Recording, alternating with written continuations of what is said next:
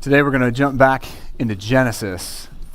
Now Genesis, if you don't know, is one of the most important pieces of literature that was ever written. For literally thousands of years, it's been studied, it's been picked apart.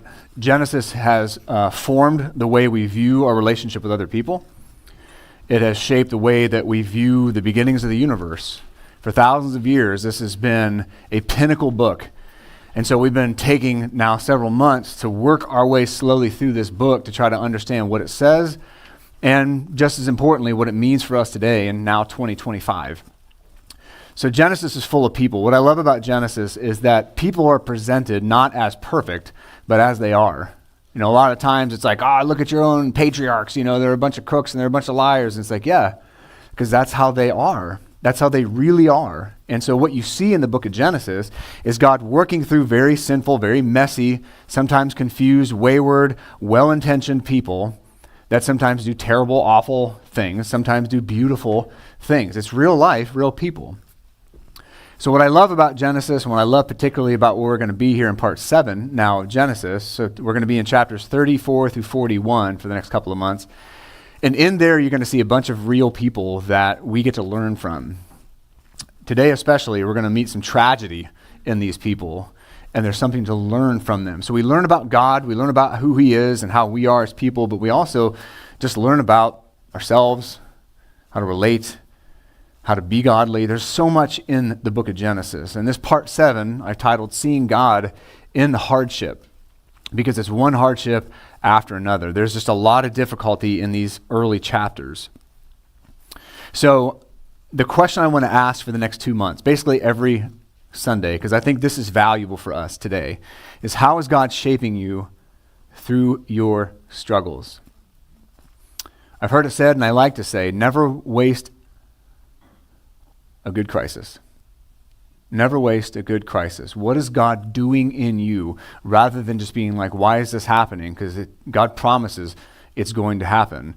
So understanding, okay, so what is going on and how am I growing in this? How are you shaping me through this? How can I lean into you, Lord, through these circumstances I find myself in? So basically every Sunday we want to try to be hitting that. Now, where we've been through Genesis, I can't cover because now that we're 34 chapters in, I don't have enough time to go back and recap this. Just go and read it. All right? It's a good book. Or watch the sermons. I think they're good. All right. So some of the people recently, though, that we've been meeting, talking about, learning about, and seeing their own struggles, this is family of patriarchs, right? So Abraham, Isaac, and Jacob are known as the patriarchs of Israel. They're the beginning guys of this family. They're sinful, though. They're broken in some ways. They're making terrible decisions in other ways, but they're doing heroic things sometimes, too. They're very real people, these guys. Now, Abraham is the very first Jewish people. If you don't know how it all fits together, Abraham is the first Jewish guy, right? It all begins with him. Isaac is his son of the promise. Isaac's going to have 2 boys, Jacob and Esau. Esau we're not going to get into so much today. But Jacob is a very complex person. He has really sometimes beautiful highs, but then other times it's like, oh my gosh, what is this guy doing? Right? Now he is going to essentially be tricked, but he's going to marry Leah and Rachel, who are sisters. So you can imagine the kind of fun that creates within a family dynamic. So he's got them. Those 2 are very, very jealous for the love of Jacob and his attention. So they're going to do anything that they can to try to get that attention. In this world, 4,000 years ago, it was through having children. So in their own twisted way, they start recruiting other women. They're slave women, Bilhah and Zilpah. They get them into the game. And so now Jacob is going to have, we've met so far in Genesis, 11 boys and a girl, Dinah, through these 4 women here. So you can imagine the kind of mess that comes when you have that dynamic working in a family. But that's the reality of these people. It's the reality of their world. And it is the reality that God is stepping into to guide the story forward, his plan to eventually get to Jesus Christ. So through all these people, and then Dinah specifically that we're going to meet today, and her 2 brothers, Simeon and Levi, there's a mess to be found in Genesis 34. And the big question that I want you to wrestle with today is this question right here about justice or revenge. So if I were to ask you what the difference is between those 2, in your own head, what would you think? If you just had to come up with a definition, okay, this is how I know I've moved from justice to revenge. Do you have a good bead on that yet? Because in Genesis 34, we're going to see justice train wreck into revenge. This is a difficult chapter. This took me a while this week. I was actually a little worried that I wouldn't be able to get to the bottom of this thing. Like last night at 9 p.m., I was still working on the sermon. And I do not want to be working on sermons at 9 p.m. on Saturday night. But I felt like I wasn't done yet. I felt like I didn't have clarity on it. So this chapter is tough because there's moral ambiguity in this passage. Like, it's not always spelled out. Some of it is, but some of it's not spelled out. Like, was that right? Or was that wrong? Was that too far? Like, we don't get that always in every part of this passage. And so you yourself wrestling through everyday life and being like, okay, so what is the line for me? How do I know that I'm going from justice now and I just want revenge? Like, what does that look like for you personally? That's one thing I want to think about. So 2 big ideas to help us with this. The first is that unchecked anger is going to distort justice into revenge. This is a key component that we're going to see out of these people today, that unchecked anger distorts justice into revenge. Now, that as an idea all by itself may seem like, just like kind of theoretical and out there. But all of us know how this feels and know what this looks like. I'll give you some examples from culture that we see on our screens all the time. So riots. Riots start oftentimes because there's a real pain. There's a real need for people to speak out. And there's anger there. And what it turns into is looting and burning people's property and just chaos and crime, right? So we see justice swerving into revenge. Election cycles. I remember several years ago when President Trump was running, and there's this guy, I drove by his house every day, and he had a flag out in front of his yard, and it said, Revenge Tour, 2000, whatever it was, that he had that up. And I remember thinking, that's probably not the best way to start. Like, we shouldn't lead with revenge. We're probably not going to get far as a country if we're doing that. But then, just the other day on TV, I was listening to the new head of the DNC, and his whole thing was that we need to fight President Trump. So we go from an injustice, I think I've been wrong, I think there's something wrong with the system, to all I really want is revenge. I just want to destroy. That's my only concern, is to destroy everything. So we see it happen, and people are sick of politicians doing it. There's a real call for justice. We need to make things right, but they go so far beyond that, and they just want to do scorched earth. And here we just swing like this. We just swing like this with our politics, right? So we were feeling that. A lot of Americans are upset with it. We have forever wars, right? We're going to attack them, they attack us. We're going to destroy their infrastructure, they're going to try to do this, they're going to do that, and it's just like tit for tat forever and ever and ever. We're seeing it happen all over the world right now. Not justice, but revenge. And then I put the last part of this list in there because I know for some of us, revenge, what it does to us is it turns in on us. Here's what I mean by that. Something happened to me, and I can't take revenge on that person or get justice as I see fit. So I begin to hate myself because here's what we do. And I bet you've probably done it. God, if I just would have thought of saying that before I left. If I just would have said that in that email, I would have made them look so stupid, right? Or if I just, it's like that. I want not justice, but I want revenge. I want to destroy that person. So now there's just I'm beating myself up. I never think of it in time. And then we turn that seeking of revenge on ourselves, and it turns into bitterness, and then it burns us up internally. And when I see people that are just vengeful people, that is their lens. They have been hurt, they've not been able to get justice, and now all they want, or maybe they didn't even seek it, they just want revenge. They want to destroy people. They want to destroy reputations. This is what it does to us. Following Jesus and the Bible can just seem but if we're not stopping to think wow, this really does happen in my life. Because the story we're going to cover today, the people we're going to cover today, almost seem like hyperbole. I hope that everybody sitting here today can be I've never done that. Because if you have and you've not told anybody, you need to come and talk to me. Because we need the police or the doctor involved or something, right? There's this goes way beyond the normal realm of what most of us would think. But we all do this in our own way. We all struggle with going from justice to revenge. So the second thing I want us to think about is this, answering this justice and revenge thing. we should respond to evil. This is incredibly hard. We should respond to evil in a measured and Christ-like way. And this is what I mean by that. A lot of people think that Christians can't stand up for what's right, or like we're just like, yeah, turn the other cheek, and that just applies. You just let everybody do whatever they want. That's not it at all. You look at the life of Jesus, and he stood up for the oppressed. He stood up for the poor. He stood up for women. He stood up for those in his society that didn't have a voice, right? And at times, he even used force. Remember when he overturned the tables in the temple, right? Because they were disrespecting not only God in the temple, but they were taking advantage of the very people that were coming to worship God. So he did use force, but when he made a whip, he didn't go around whipping people.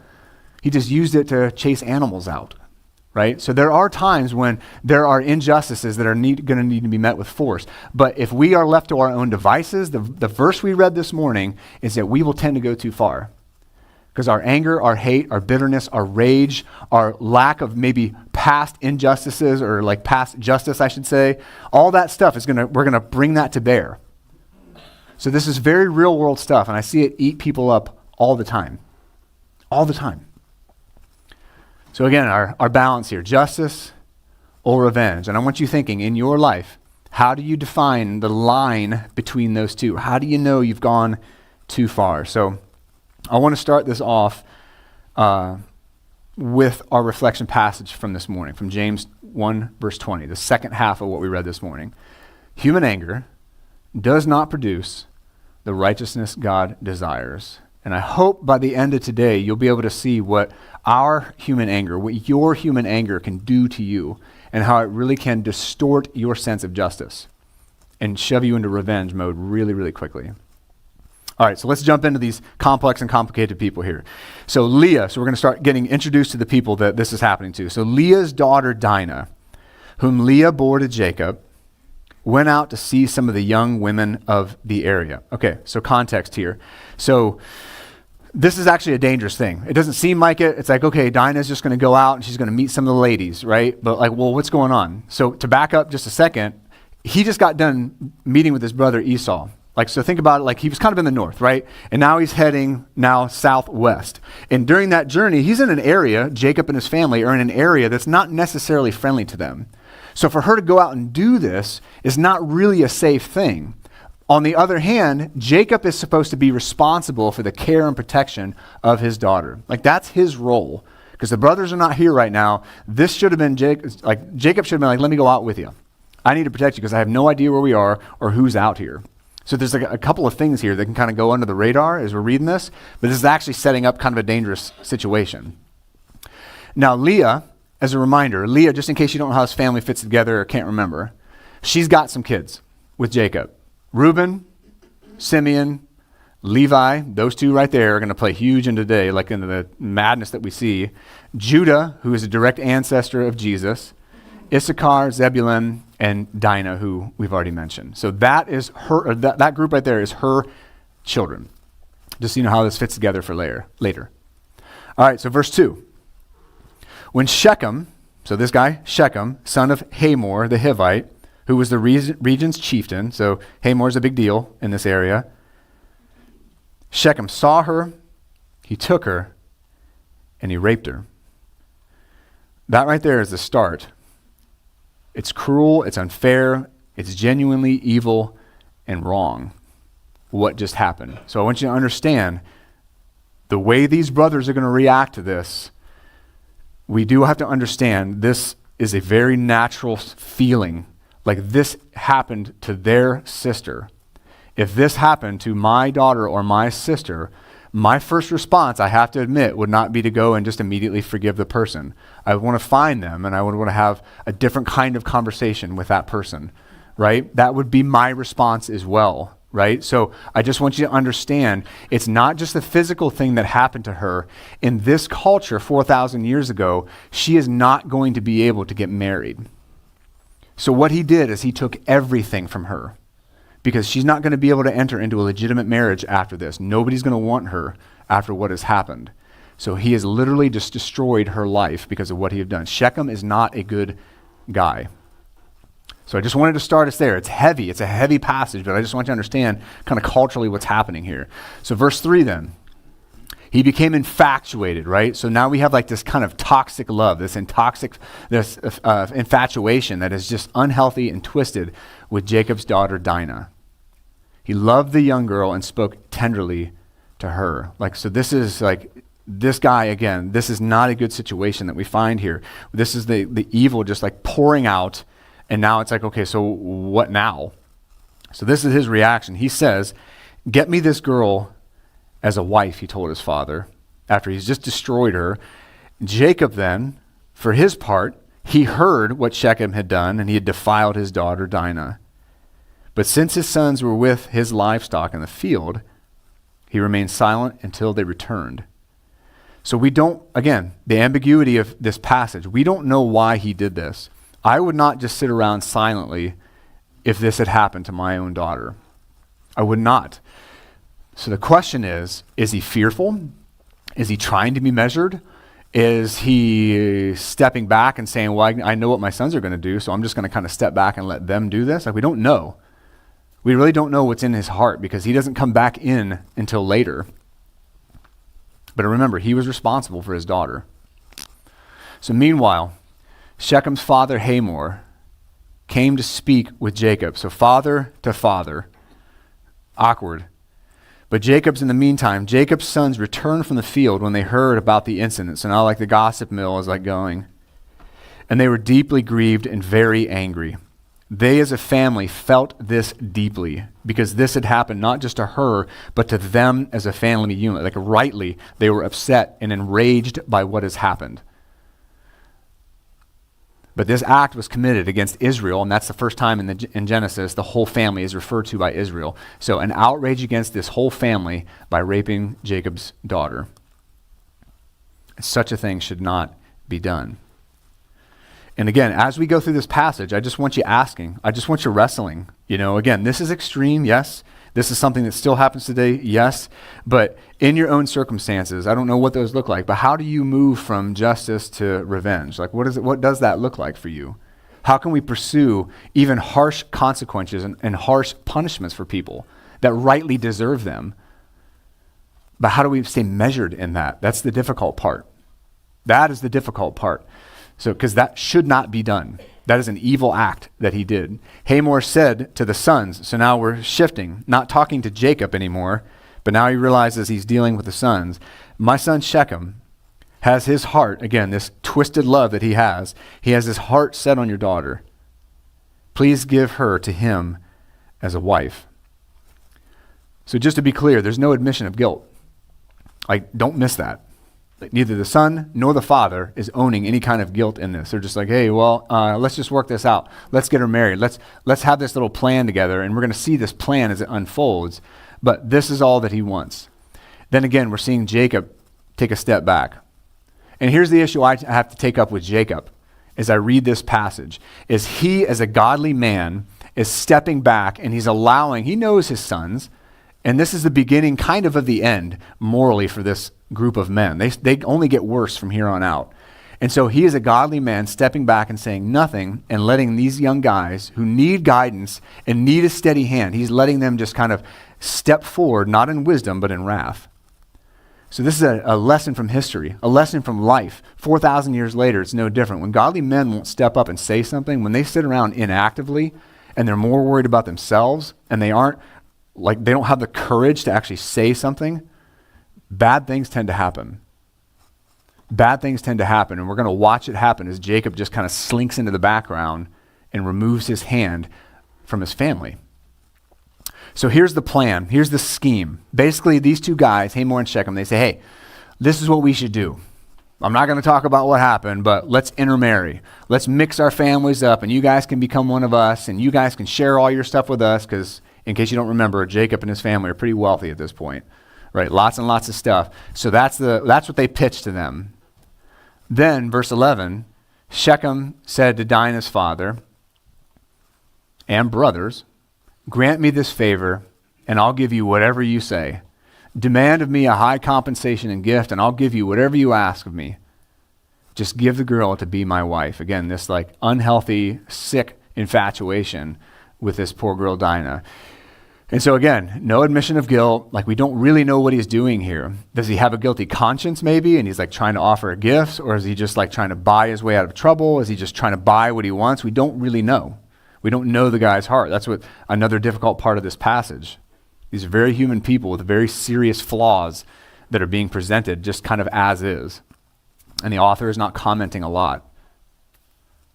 So, but Jacob's son, right? Jacob's sons, not Jacob, answered Shechem and his father Hamor deceitfully because he defiled their sister Dinah. So this is where the deception begins. Deception is a real serious problem in this family. Abraham struggled with it, Isaac struggled with it, Jacob struggled with it, and now he's passed on this deceitful trait to his kids because they've been watching him do it. So again, godly men not doing the right things, stepping back, and like now we're seeing kind of the fruits of this and where this is going to go in this group of men. But we need to wrestle with revenge and justice. Because if you were in this position, if this had happened to somebody in your family, or you were wronged in some deep and personal and painful way, what would you do? How would you react? Is it scorched earth for you? Are you that kind of person? I don't get mad, I get even. Right? Like, I want to destroy you and everything that you are. Like, this is real stuff. It's hard. So verse 14. Their answer is, "We cannot do this thing," they said to him.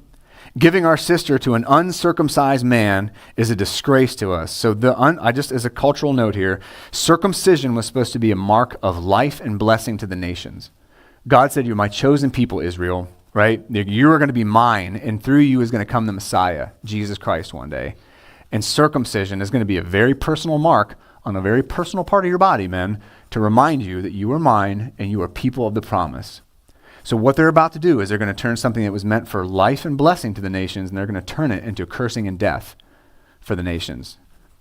The parallel is for you. If you say you're a Christian, and people in your life know it, they think you're a religious person, like, God takes that pretty seriously when we're supposed to be life. We're supposed to be light to the nations, and we end up just being curse and death to the nations. We're marring what we're supposed to be representing. And that's exactly, they're taking something very specifically, circumcision, and they're turning it into something that disgraces God.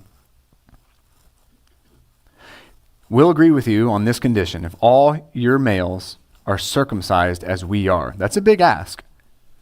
Then we will give you our daughters, take your daughters for ourselves, live with you and become one people. But if you won't listen to us and be circumcised, then we're going to take our daughter, they're very paternal in their view of Dinah, and we're going to go. Their words, however, seemed good to Hamor and his son Shechem. Why? Shechem has this unhealthy toxic love and infatuation with Dinah, so of course he's happy. Hamor, his dad, he thinks, oh man, this is a great business deal. Like, these people are rich and we're about to become one people and we're about to get all of their stuff. So there's now two levels of scheming going on that are kind of undercurrents. The guys, the brothers, are scheming because they know where these guys are going to go. If they agree to this, they're going to go and circumcise themselves and they're going to be out for the count. They're going to be completely useless and vulnerable. So if they do that, and then these guys are like, oh man, they don't see what's coming, right? They're lambs to the slaughter. They're like, oh great, we're just going to get rich. So a lot of deception going on here. So then verse 19, what happens next? The young man did not delay in doing this because he was delighted with Jacob's daughter. Now he, Shechem, the son, was the most important in all of his father's family. So Hamor and his son Shechem went to the gate of their city and spoke to the men of their city. Why would they do that? Again, cultural note. Back then, 4,000 years ago, the city was obviously an important place, but the gate of the city was where the decisions were made, right? It's like where Congress met. It's where all the men of influence, the elders of the town, they would go there and they would decide on issues for the city or the town. Think of Lot, another story we've already read, right? He was at the city gate. Well, what did that say about him? He'd become a man of influence. So they're going to go to the men of influence of the city and they're going to pitch this idea. They want to go and they're going to try to get them to get circumcised. Now, I just want you to think about the absurdity of that. I want you to think about, you got somebody show up at work and they're like, hey, I want you to mutilate that one special part of your body, guys. It's going to work out for us, I promise. Like, that's essentially what they're doing, right?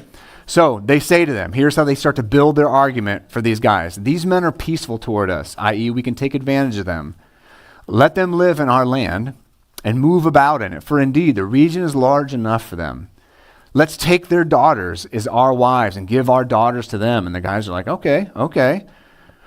But they say, just a small minor detail, nothing big to worry about. They're going to agree to live with us and be one people only on this condition. But again, it's not even a big condition. It's kind of like almost not even a thing. I'm surprised I'm even bringing it up. If all of our men are circumcised as they are. Now, there's going to be a pause, right? We don't get this in Scripture. It's not like drawing this out, but you can imagine. Everybody's like, I'm sorry, can we just roll that tape back just a second? Like the daughters thing, check, I got that. Some land, okay, but what are we talking about now? So now they have to really turn the screws. They have to say, no, I promise it'll be worth it. Verse 23, won't their livestock and all their possessions and their animals, won't all that stuff become ours? All this wealth that you guys can clearly see is going to be ours. Only let's agree with them, and they will live with us. So now greed is taking over, right? Their eyes are taking over. And then verse 24, all the men who had come to the city gates, all the elders, all the guys of influence, listened to Hamor and his son Shechem, respected leaders, right? And all the men were circumcised. They don't know it, but this is the beginning of the end for every last one of them. So when we shift gears now into this next part of this story, again, I want you to think about justice versus revenge. What does that look like for you when something really wrong has happened and maybe you have the opportunity to crush somebody? Maybe that is provided for you. Like, what do you do with that? Is it justice? Is it revenge? Like, this is a difficult passage because it doesn't necessarily delineate all this for us. But I do want you to think about this in light of where we are right now in their story. Responses to pain fueled by anger often lead to sin. Think about you personally. Responses to pain, real pain, fueled by your real anger often lead to real sin and then real consequences, sometimes that we can't control. Think about how you respond when you're angry. What's your first reaction, right? So processing all that as we're reading this. On the third day, when they were still in the most pain. So when you're circumcised, apparently, medically, third day is the most difficult. They know that, right? They understand that. Two of Jacob's sons, Simeon and Levi, Dinah's full brothers, they took their swords, they went into the unsuspecting city, and they killed every male there. So now this is the hard part. From here on out, it's like, okay, what response was correct? What response is just savage rage? Like, where did they cross the line? I would argue that they're already doing it, right? I mean, to say you're going to go in and all these innocent people that had nothing to do with the decision that was made, they probably aren't really aware fully of what's going on here, and yet they're going to go in here and they're going to kill everyone, which was obviously the plan from the beginning. They knew where they were going to be pain-wise, and they went in, these two guys, and took advantage of that. So again, circumcision, something that was supposed to be life and hope and blessing for the nations, they used to murder a bunch of people. But they're far from done. They're far from done. So then next, they killed Hamor, and they killed his son Shechem with their swords, and they took Dinah from Shechem's house and went away. So did you catch that? Where was Dinah this whole time? She's locked up as a prisoner in this guy Shechem's house. This is a horrific story, right, of what sin does, what people can do, what we're capable of. And so Shechem is not a good guy at all. Like, we shouldn't feel bad for Shechem. We shouldn't feel bad for the decisions that he's made or anything like that. This guy is not a good guy. What he did was objectively evil right now. The problem is their response. It's why I wanted to start us off and why I keep coming back to James 1:20, that human anger just does not produce the righteousness God desires. We should, as Christians, we should, as God-fearing people even, be able to stand up against evil. We should be able to meet evil, right, toe to toe and say, no, you're not going to cross this line. Like, that's okay to do. But when we bring our own rage and we bring our emotions and we bring all of our own stuff and we begin to just let all that lead, we're going to go too far. We're going to not care about justice anymore, and we're going to start to take it out on everybody. So the question is, was this right here okay? If they only, I got a question for you just personally to think, and it's not easy black and white. If they just would have went after Shechem himself and they would have just killed that guy, would that have been justice? right? The dad in me is like, yep, right? But that's not laid out here. The only thing we know after this point, and they're not even done with the horrible things that they're going to do. All we know is the distance that they went was not okay. By the time you get to Genesis 49, the second to last chapter in Genesis, these two men, Simeon and Levi, are cursed because of what they did here. But it's not really fleshed out for us. Like, okay, well, I just want to let you know, if you just would have went after him, or you just would, like, none of that is there. That's why I said it's a little ambiguous. It's a little tough. We have to wrestle and think personally. Those are the hard ones. When the author isn't commenting a lot for us, it's like, okay, I got to think about other places, which we're going to do a little bit. And then verse 27, Jacob's sons then, that Hebrew phrase there was applied just a minute ago to all the boys. So now you have all of them coming to the slaughter, and they plundered the city because their sister had been defiled. What does plundering the city and wiping out a city full of innocent people and their things, what does that have to do with what happened to their sister? Rage and anger and personal, understandable hurt. So they're going too far, which is what our rage does, what our sense of injustice can do to us. We just don't care. We just want to hurt. And this is what they're doing. Because of this pain, now they're going too far. In verse 28, they took their flocks from these people. They took their herds, their donkeys, right? And whatever was in the city and in the field. In that world 4,000 years ago, this is everything. They captured all their possessions, their dependents, their wives, and they plundered everything in the houses. They went through this city with a fine-tooth comb and destroyed everything. It's what our rage and our unchecked anger can do to us. It takes us from like, I need to make this right, to I just want to destroy everything. Again, I understand this story is almost hyperbole to us because it's like, geez, I'm not going to go that far. But how far do you go? What do you do? How much damage do you create when you're feeling wounded or an injustice has been done? Again, James 1:20, human anger does not produce the righteousness God desires. Consequences are okay. Justice, punishment is okay. But if we do it just because of wanting to hurt and destroy, we're going to go too far. And then verse 30, Jacob finally responds. He finally steps back into the story, but not in a great way. Then Jacob said to Simeon and Levi, Father Jacob, you have brought trouble on me, making me odious. And that Hebrew word there is applied to rotting fish, to the inhabitants of the land. So who is he most worried about? Does he mention Dinah? Is his heartbreak and his anger and his rage, his disdain, is it because of what happened to his daughter? It's because of his reputation. And he says, who are the people of the land? It's the Canaanites. It's the Perizzites. We're few in number. We're a small family still. If they unite against me and attack me, and I and my household will be destroyed. So there's a balance here. He is worried primarily about himself, his own reputation. He hopefully remembers that he is a child of the promise, so he doesn't want to be wiped out for that. And he's also letting them know, like, guys, what you did is going to have untold consequences. The problem, again, I have with Jacob is, where was he earlier? Where was this godly man earlier when something needed to be said? Boundaries needed to be put in place. Somebody had to say, hey, let's step back before we do this. What are you doing? At any point during the narrative, he should have stepped up as the patriarch of this family and said, stop. But he didn't. And now here he is being all judgmental and hypocritical of the actions that they took while he just sat back. Their response to this, of course, they're not very happy at this rebuke. And they said, what? Should he treat our sister like a prostitute? Like, Dad, are you kidding me? Do you know what? Have you been paying attention, Dad? You didn't do anything, so we had to. So here we are. This group of men has justified being monsters because of what happened to their sister. They have completely blown through justice into revenge. And pause. I want us to just think in our own circles, in our lives, in your head, in your life, what this looks like.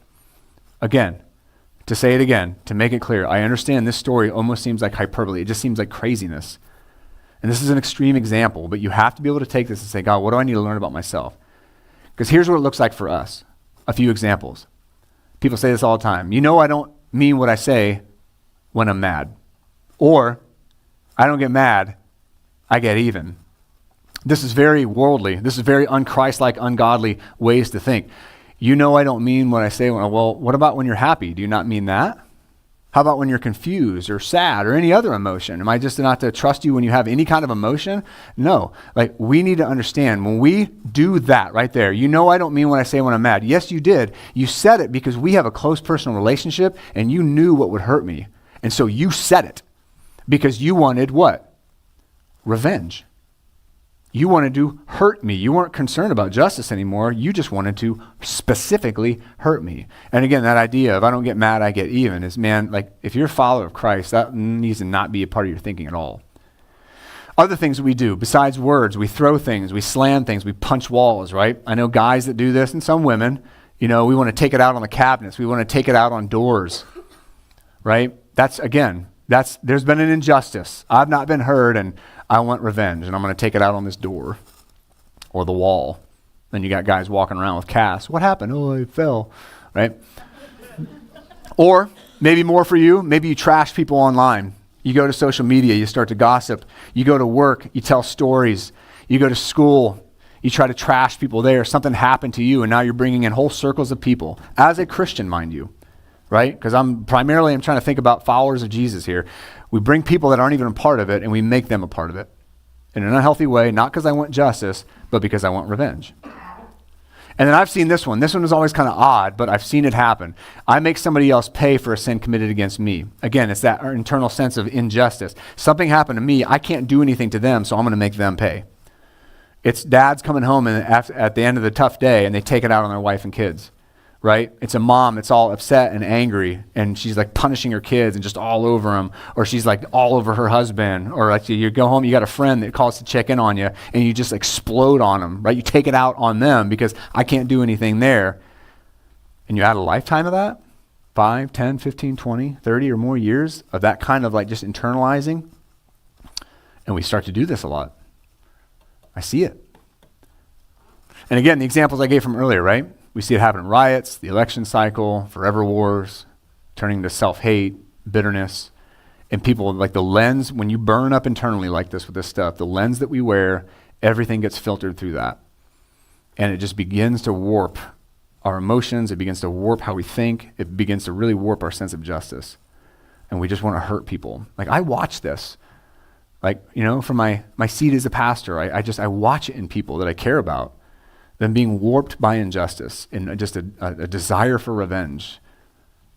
And Christ does not want that for us. He understands sometimes there will be injustices. He understands times there'll be things happen that we can't do anything about. And when you think about Jesus Christ, the injustices that were done to him, was he doing anything about them? They nailed him to a cross, remember, right? They beat him, they spit on him, they embarrassed him. People didn't respect him when he was preaching. It's like he understands what that feels like. So for me to say sometimes justice will be in this life and I have a responsibility to do what I can about it, but ultimately I know that Jesus is the judge and I'm going to have to trust him with the results of that stuff in the long run. Because again, the balance of justice and revenge are tough. They're tough. I think the instinct of the brothers was good. I think they're wanting to protect their sister, being defensive of her. I think that was good, but it was misguided by their human anger, unfortunately. So some things that I'm thinking about as I walk away from this, and things I hope that you can take home. Like, what are we learning? I just want to share some things that I learned this week, like really studying this passage. One is that justice cannot be fueled by revenge, right? I cannot say, I need to make this right by destroying them. Like that can't follow justice. It's not going to lead there. John Calvin, who was a theologian hundreds of years ago, part of the Reformation, he said, we need to be careful that after harshly judging others for their mistakes, that we don't thoughtlessly rush into wrongdoing ourselves. Right? That's what we saw today. That's what he's commenting on. So another thing, I mentioned this earlier, responses to pain, real pain, fueled by real anger are often going to lead to real sin, like tangible sin that sometimes we cannot put that genie back in the bottle. And that's what happens to Simeon and Levi. Genesis is going to end with them being cursed. God being good still, particularly to Levi, and we'll get there when we get there, but this right here is a principle I see all the time. Here's another difficult one. It's tough, but we must be measured and Christ-like in a response to evil. If we just want to have a worldly response and we want to act like our culture, we just want that's going to lead us to want to destroy people, which is then going to destroy us. Because here's what happens. If you just are a vengeful person, here's what I watch happen in people. You're drinking poison every single day of your life, hoping everybody else dies. If you are an angry, vengeful person that is more concerned with revenge than you are justice, you are drinking poison every day and just hoping everybody dies. Like, that's what I watch happen to people. For real. And here's the call when it comes to being Christ-like. Here's what we're called to do. Do not repay evil with evil, but overcome evil with good. That is really hard to do. And what that means is administer justice justly. That is a hard thing to do, to be measured and say, no, you're going to have this really harsh consequence. You did that? Yeah, you're going to go to jail for a long time. You did that, and okay, you've been forgiven. This is a real world circumstance that me and some other guys are dealing with. You did a really bad thing, but now you want to do this? Well, no, you can be forgiven. You can be restored in the eyes of Christ, but you still have consequences with us. And you want to do this thing, and you are not going to do that thing. Period. And I don't feel bad about that at all, because those are the consequences. So we want to be just in our application of justice. Because, this next point, when you fight fire with fire, everyone's going to get burned. In that particular situation I just talked about, if we just wanted to go after that person and get revenge, that would cause so much harm and damage. So much harm and damage. And it would just fuel the fire that already burns in us to just wreck people and destroy people. So be careful of that. And lastly, what I love, the high note on this, is when humans fail spectacularly, God's plan still moves forward, because Joseph is coming soon, and his story is full of injustice and pain and suffering, and yet God is going to do amazing things through this guy. There's a lot of parallels between Joseph here in Genesis and Jesus Christ in the New Testament. It's really cool. We're going to draw that out. But I want to land this plane quickly with a story, a real-life story of what this looks like. I don't know if any of you remember, if you're younger, this seems like 500 years ago, but the Amish community that lived in Nickel Mines, Pennsylvania, there was a shooting there. Does anybody remember this? Way back in 2006. I remember this, and it left a mark. I was just out of the Marines at this time, and it left a mark on me as a kind of young and growing Christian to think about justice and revenge and mercy and grace and like... So here's what happened. This guy, Charles Roberts, he rolls up into an Amish community in Nickel Mines, Pennsylvania, and he takes 10 girls, 5 of which he just shoots senselessly, violently, and then immediately shoots himself. Like, it was such a horrific and tragic event. But what happens in the aftermath? The natural response is, well, we can't get justice on this guy. So now what are we going to do? Well, we'll take revenge on his family. We'll sue the family. We'll destroy them. We'll do what we can. The Amish community, though, they said, well, what is a Christ-like response? So here's what the Amish community did. Literally hours after this happened, they got together and they went to the family of the shooter and they offered them comfort and forgiveness. These people who had just had their lives shattered said, okay, what does this look like to do this Christ-like? How do we do justice? Like, how do we, all those unanswerable questions. They go to this community hours after. They go and they offer forgiveness. They offer comfort. Not only that, but they go to this guy's funeral. These people that had their lives ripped apart went to the funeral, not to curse this guy's memory or to bash the family or anything, but to mourn the loss of somebody that clearly had something going on. The brokenness of this man. They went and mourned with the family who had lost a husband, who had lost a dad. I mean, imagine the questions that they had. Like, what the heck just happened? Not only that, third thing this Amish community did. So they had a fund. The Amish community, if you know anything about the Amish, they are all about taking care of their own. So they had a fund that they were putting together to take care of the families of the victims. That the families decided, you know what, we're going to carve out some funds and we're going to give it to the family of the shooter because they've lost a dad, they've lost a husband, they have lost income. Their lives are upended as well. And so that model of grace, that model of like how to administer justice, it's like, there's no easy answers for any of that stuff. And yet they just said, well, let's do this in a way that we think honors God.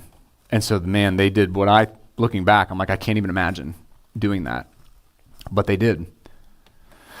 So this week, just as a take home, here's some things I want you to think. And I put them over here you probably got passed out, but they're on that black table if you didn't. If you are like personally struggle in justice and revenge and like just minor ways, here's some things I think that can help. First is a question, just to ask yourself, am I seeking justice or do I just want revenge? Do I just want to hurt? Do I want to make it right or do I just want to get even, right? Is my response motivated, second question, by righteousness? Am I following God or am I following rage? Am I following a Christ-like example? Like this next question, does my response mirror Jesus? Or does it mirror the culture in which I live? Another one, a step back and answer question. Do I just need to forgive this person instead of trying to retaliate against them? That's a hard one to wrestle with, but you may need to ask and answer that question. Another one, is this about making things right or just getting even? It's the justice versus revenge question. And then a step back, pause moment. This is really hard to do. This is where we usually fail. Think about the consequences of your unchecked anger. Before you send that text, maybe send it to somebody else. Before you let that come out of your mouth, pause and say, what's this going to do to my relationship with this person? What's this going to do to my job? I know people have lost jobs because of their unchecked anger, and then they blame it on their boss because he's impatient. And I'm like, well, what'd you do? Well, I stood up and I was yelling at him. I'm like, right? Or another person, I just told them what they needed to hear. Person's your boss, right? You have unchecked anger. You need to process that first. And so here's how you do that. Here's how you think about it. You pause, you invite Jesus into that. You invite God into that moment, and then you process it before you respond. That may need, for you, that you may need to get somebody. You may need to talk to somebody. You may need to send an email or a text to somebody first and be like, hey, that's how I'm feeling. Whoa, dude, you send that, you're going to look like a crazy person. You need to chill out, right? And then lastly, because God's word is life-changing and healing for us, memorize James 1, verses 19 and 20. My dear brothers and sisters, understand this.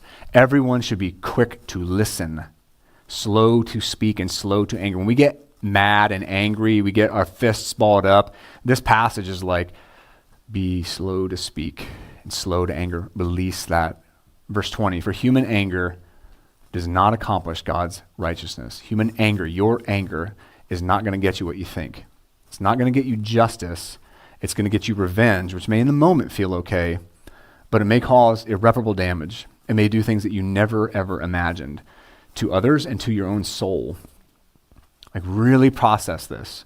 I know a lot of people who struggle with this right here, and you see it in politics, you see it in riots, you see it all across our country, but you see it in your own heart as well. And the things that we say and the things that we carry. So let's pray. Lord, I just want to give this to you, Jesus. This is a big one, but it's so important, Lord. You are so life-giving, God. You call us to something so much different than this. So I pray, Lord, whatever this looks like for us, God, that we would be free of this. For those right now that are listening or here that struggle with this, God, would you speak to our hearts? Would you set us free from being driven by anger and revenge? Even in small ways, Lord, help us to keep short accounts. Help us to seek justice, to make things right, not just right for us. It's tough, though, Lord, so we need your help, and I'm just asking for your help wherever we are right now in this, Jesus. And I pray that in your name, Lord. Amen. All right.